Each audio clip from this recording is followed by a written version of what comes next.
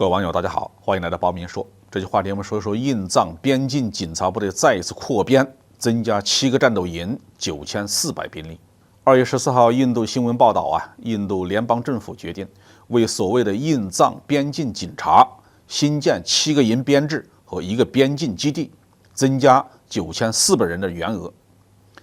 这个所谓的警察部队是1962年中国对印自卫反击战以后，印度政府建立起来的。当时的主要兵员是从西藏非法出境的中国的叛国者。这次扩编的消息并不是由印度政府发言人发布，也不是总理莫迪，而是印度内阁的青年和体育部长阿努拉格·塔库尔。很显然，这位体育部长是列席内阁会议的时候知道了这个消息，就口无遮拦的向媒体透露了。至于为什么要扩编准军事部队，可能与印度2022年发起的军事改革有一定的关系。主管印藏边境警察部队的是印度的内政部。从最近一段时间的印度方面的动态来看呢，似乎内政部已经接替国防部，成为中印边境对峙的主要力量了。2023年1月，印度内政部发布了一份报告，抱怨印度在西线边境失去了68个巡逻点中的29个。结合边境警察部队的扩编，我们推测印度的正规军可能要逐步的退到2线，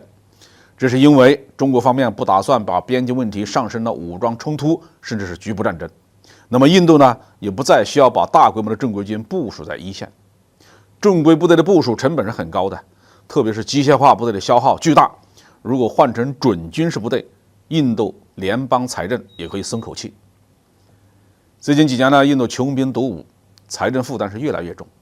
过去在印度当兵几乎是终身制，印度士兵入伍之后可以服役17年，如果升级成为高级别的军士，可以服役到21到28年，如果升格成低级委任军官，可以服役26到33年，退役的时候还可以拿一大笔的安家费。尉级军官可以在50岁退休，然后就能够拿养老金了。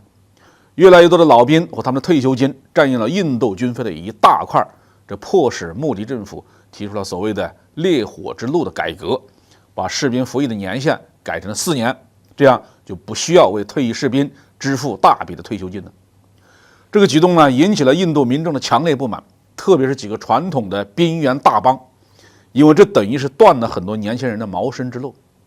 但是考虑到财政的压力，印度的执政党和国会就一致同意莫迪的决策，可见印度的财政问题已经严重到什么程度了。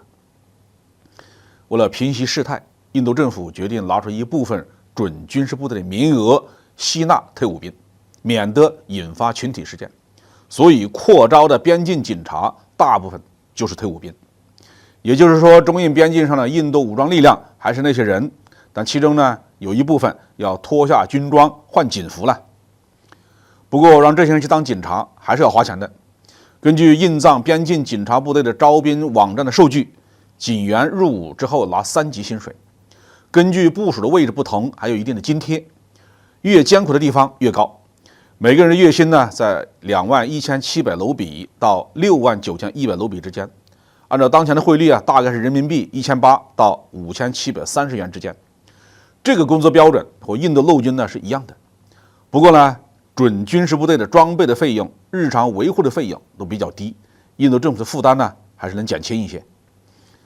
对于中印关系来说这实际上意味着局面的缓解。双方的领土问题并没有解决，但是都表现出了不打仗的诚意。从大环境来说，美国试图利用中印边境问题做文章，拉拢印度进入自己的军事同盟，增加中国的外部压力，这个阴谋也就破产了。战争虽然一时打不起来，但斗争还是不能放松。印度扩编近万人的边境警察部队，显然是打算继续实施前进政策，继续争夺巡逻点，甚至是扩大对中方领土的蚕食。对印度这一以退为进的做法，我们还是不能掉以轻心。好，这期话题我们就说到这里。